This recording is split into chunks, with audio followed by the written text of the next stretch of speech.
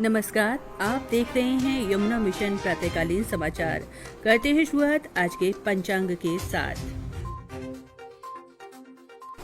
आज बुधवार है, विक्रम संवत 2078, आश्विन मास कृष्ण पक्ष की अष्टमी तिथि।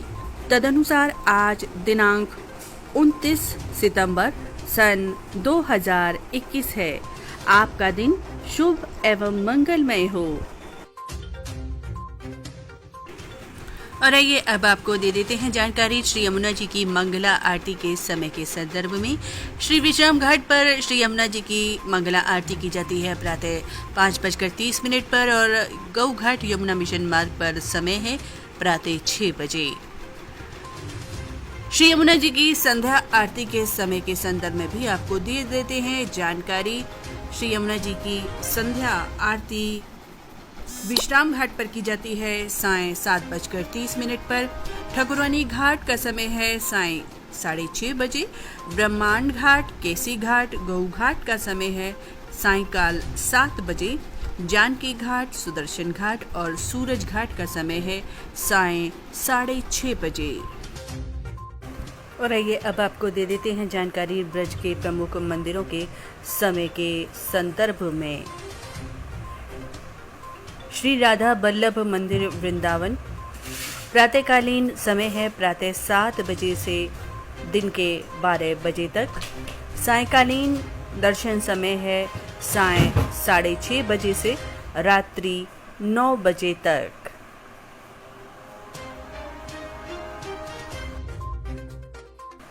स्कॉन टेम्पल का प्रातःकालीन समय है प्रातः 7:30 बजे से दोपहर 12:45 तक। सायंकाल समय है सायं 4:30 बजे से रात्रि 8:30 बजे तक। संतों की अमृतवाणी क्रम में आज आपको सुनवा रहे हैं परम पूज्य अतुल कृष्ण जी महाराज के आशीर्वचन।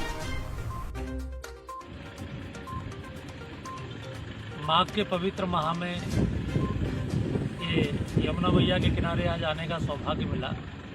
हृदय में प्रदूषण को देखकर बहुत पीड़ा थी, लेकिन यहाँ आकर जो अनुभूति हुई वो शब्दों में कही नहीं जा सकती। इतना सुखद अनुभव हुआ और ये बिल्कुल जो कीचड़ का नर्क बना रहता था, इसको बिल्कुल स्वर्ग में परिवर्तित कर दिया है यमुना मिशन ने। तो वो वास्तव में बहुत ही धन्यवाद के पात्र है और सब प्रकार से उनका सहयोग हम लोग भी करेंगे और सब समाज को जोड़ने का भी प्रयास करेंगे जी। ये बहुत ही पवित्र काम है, बहुत ही श्रेष्ठ काम है, क्योंकि जो हमारे पंचदेव हैं वो हमारे जल, वायु, पृथ्वी, अग्नि, आकाश है। तो जल भी देवता और पृथ्वी भी देवता है। जल से उड़ने वाली जो दुर्गंध है उसमें वायु पर भी असर पड़ता है और ये जो मीथेन गैस बनती है इससे आकाश की ओजोन की लेयर में छेद होते हैं। तो आप समझिए कि ये पंच तत्वों के ऊपर बहुत बड़ा उपकार है। कहीं भी जब कोई व्यक्ति पृथ्वी को सुख देता है या जल को सुख देता है, वायु को शुद्ध करता है, आकाश को शुद्ध करता है, अग्नि को शुद्ध करता है, तो वो पूरी सृष्टि पर एक बड़ा उसका उपकार होता है। ये वास्तव में यज्ञ है। जो लकड़ी घर के चूल्हे में जलती है उसकी राख बनती है और जो लकड़ी यज्ञ कुंड में जलती है उसकी भस्म बनती है। तो जिन लोगों का जीवन यज्ञ में है, ये वास्तव में इससे बड़ा यज्ञ और क्या हो सकता है। जल को शुद्ध करने का, पृथ्वी को शुद्ध करने का, वायु को शुद्ध करने का, तो निश्चित रूप से ये यज्ञ हो रहा है और ऐसे लोग स्तुति के पात्र हैं जी। महाराज जी, एक जिज्ञासा और है, अध्यात्म की दृष्टि से वृक्षारोपण का हमारे जीवन में क्या महत्व माना गया है?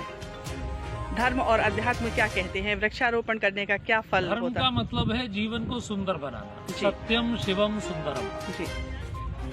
तो जो वृक्ष हैं, वृक्षों के माध्यम से अब जैसे आप देखिए मोर जैसे पक्षी विलुप्त होते जा रहे हैं क्योंकि बड़े वृक्ष नहीं है।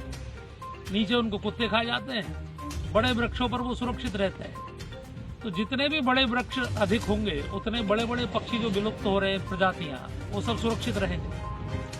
पक्षी सुरक्षित रहेंगे तो फसलें सुरक्षित रहेंगी, क्योंकि कीड़ों को पक्षी खाते हैं। जितने भी चूहे हैं, कीड़े हैं, जितने प्रकार के, किसान आजकल पक्षी मर रहे हैं और किसान लगातार केमिकल का प्रयोग कर रहे हैं, तो उससे लोगों में कैंसर बढ़ रहा है। तो पक्षियों का बचना बहुत आवश्यक है। और फिर ऑक्सीजन का बढ़ना बहुत आवश्यक है, दोनों चीजें। तो ये दोनों चीजें वृक्षों के द्वारा संभव है। तो पृथ्वी का रक्षण, वायु का रक्षण और जल का भी शुद्धता वृक्षों के द्वारा होती है। इसलिए हिंदू संस्कृति में क्या है कि ये हिंदू तो नाम हमको विदेशियों ने दिया सिंधु नदी के कारण, लेकिन पूरी मानवता को सुरक्षित और सुखी करने की जो संस्कृति है वो हिंदू संस्कृति है। इसलिए हमारे यहाँ वृक्षों का बड़ा अधिक महत्व माना गया। और देखिए आप, आज साइंस बोल रही है कि 24 घंटे पीपल ऑक्सीजन देता है, बड़ ऑक्सीजन देता है, लेकिन अपने यहाँ तो पहले से इन वृक्षों को बड़, पीपल, पाकड़, आम, गूलर, ये जो वृक्ष है ये इतने पवित्र माने गए हैं कि किसी भी परिस्थिति में इनको काटना ये अशुभ बताया गया है। तो इसीलिए कि भाई ऑक्सीजन लगातार मिले, लगातार लोगों का रक्षण हो। और आइए अब आपको बता दें आज का न्यूनतम तापमान रहेगा 26 डिग्री सेल्सियस, अधिकतम तापमान रहेगा 33 डिग्री सेल्सियस।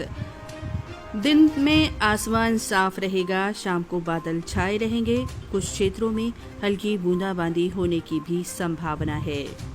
ये थे आज के प्रमुख समाचार। अगले अंक में आपसे पुनः भेंट होगी, तब तक के लिए नमस्कार।